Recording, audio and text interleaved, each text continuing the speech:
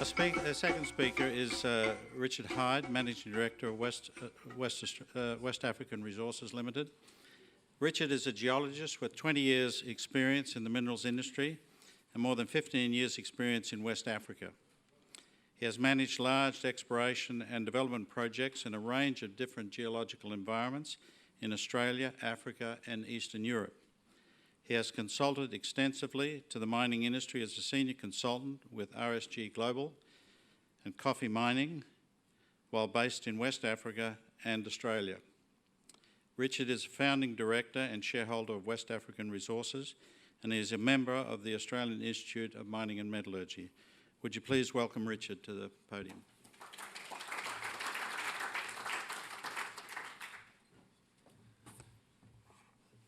Thanks everyone for coming, and thanks to the PayDirt team for hosting this event in such a difficult time. And I really enjoyed listening to Carl's talk about Sandfire. I might have to go and buy some shares. Any company's got a 2-to-1 ratio of geologists to engineers, I'm going to buy shares in, so it's very good. You can see here is the new plant that we've just finished building at Sembrado.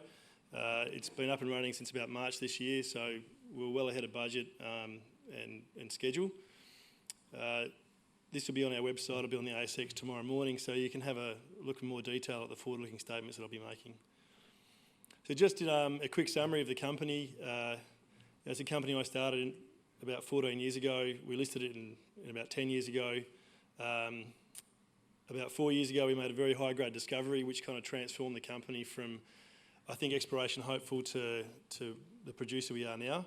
And we managed to do that 4 years from discovery to first gold. We're targeting production over the next 5 years of just under 220,000 ounces a year at about 600 US an ounce.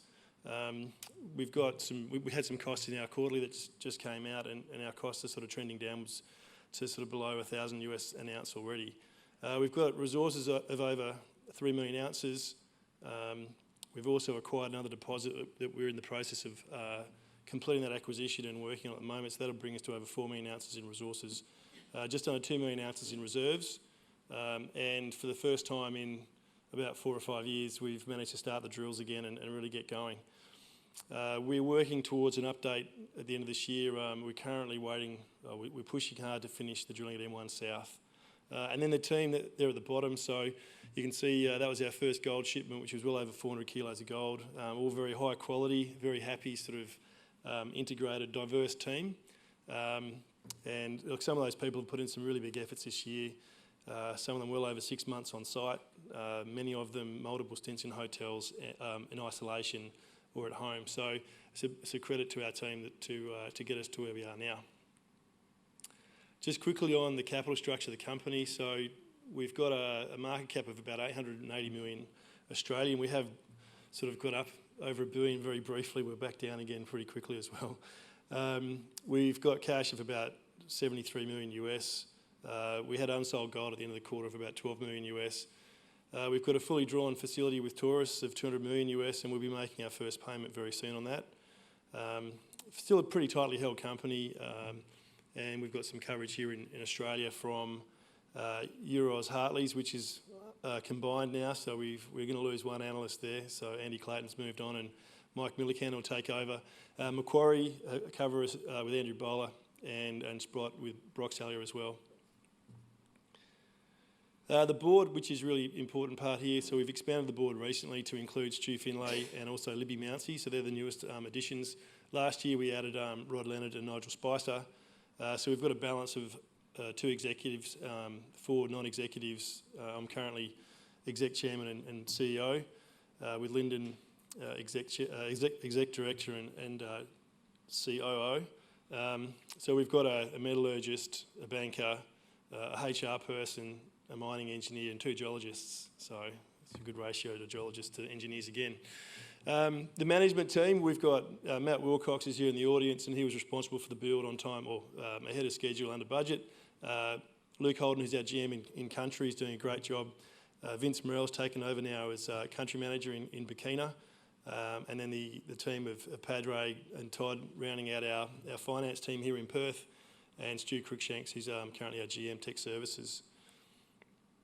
So where we are in Burkina, we've got a pretty big holding of over 1,000 square kilometres. We've got a pretty big holding on the Marcoy structure, which isn't really shown very well in this image, but there's about 40 million ounces hanging off that, and you can see it kind of runs from sort of north to south through the country, from Essakane in the north all the way down to sort of Uga in the south. And we've got a really big holding in the middle of that.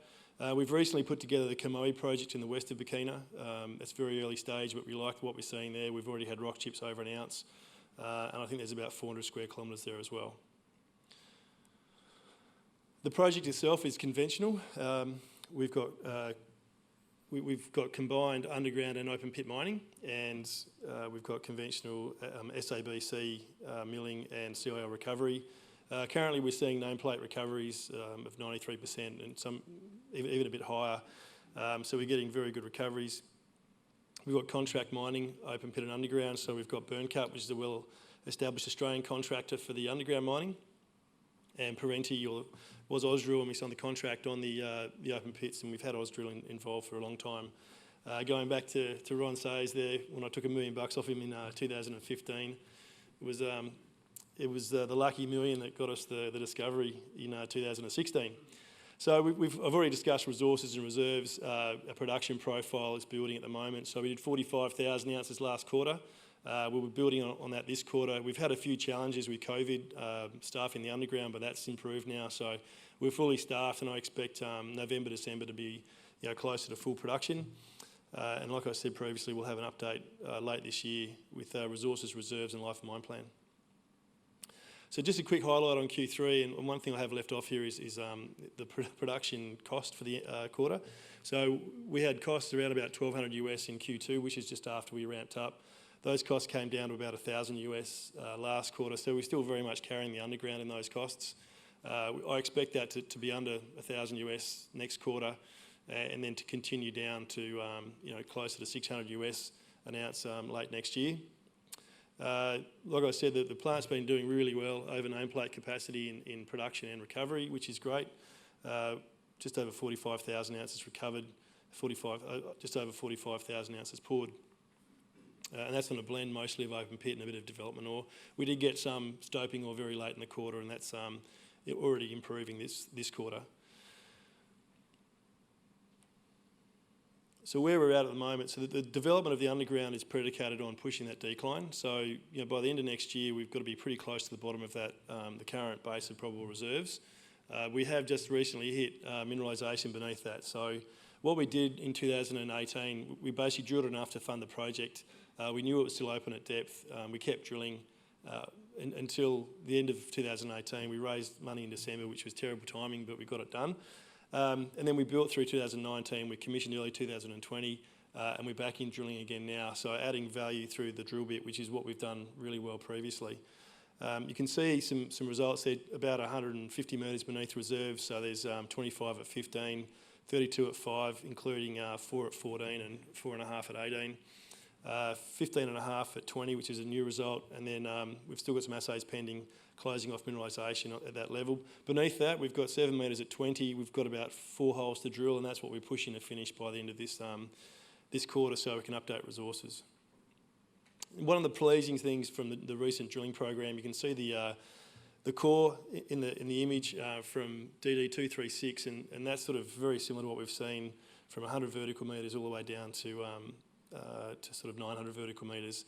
So there's no reason why this system won't keep going well below that, which I think we'll be mining here for over 10 years, which is what we want to do.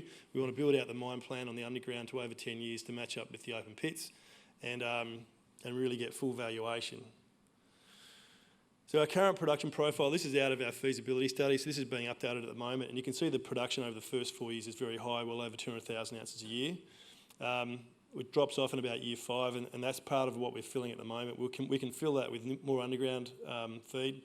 We can also fill it with the new project Toega that I'll talk about in a minute. And also, given that we ran our pits last at $1,200 US an ounce, we'll probably run them at $1,300 US an ounce for reserves going forward. And we can update the pits for resources as well. So there's going to be a bit of a build on all round, I think.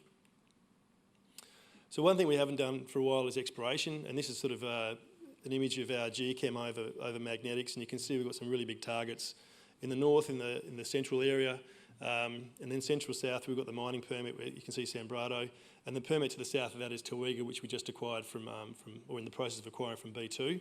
So we've got multi sort of kilometre structures. We cover the main source of the main host of resources in eastern Burkina, the Marcoy Fault, which is something we picked up back in 2007 and 8 when we were reviewing geophysics for the whole country. So a lot of this area, when I pegged it originally back in 2007 and 8, wasn't pegged. So we're working really hard now to get back to drilling some of these targets. We've got an aggressive program for this year of 25,000 metres of RC and diamond, over 30,000 metres of auger drilling. We're working on the Toega feasibility study at the moment, and we'd like to get that into the production profile within sort of 2 or 3 years, when we can see that drop off in sort of year 4 or 5 in the current plan. And we've got a budget of about $7.5 million US for this year, which is a lot more than we ever spent when we were exploring. So it's good to have some cash. So just what Toega, the location of Toega, it's about 14 kilometres away from Sambrado, so it's well within trucking distance. We'll look at different options for depending on how long the project is, but certainly trucking in Burkina 14 kilometres is the most likely route. It's got an existing resource of 1 million ounces at 2 grams. We're picking that up for about $45 million US in stage payments, so it's a good deal for WAF and our shareholders. And we expect there to be very little capital to bring it in production.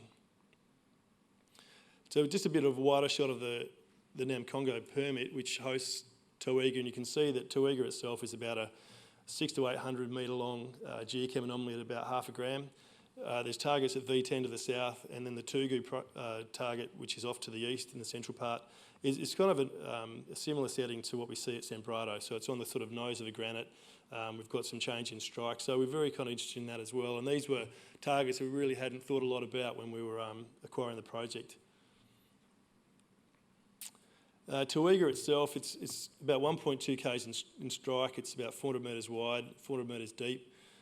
It's open along strike to the northeast, and it kind of plunges off like a bit of a sausage from south to north, which is pretty interesting.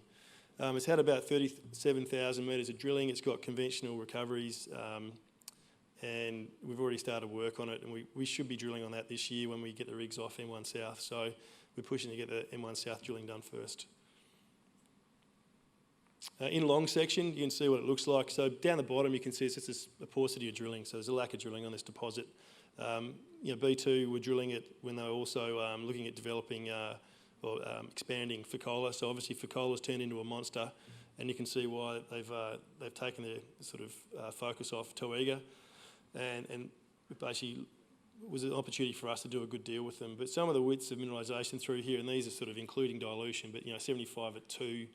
75 at 2.6, 68 at about 1, 48 at 4. There's some really decent numbers here, 99 at 2.6. So it's a very big, bulky deposit. It's going to lend itself really nicely to open pit mining.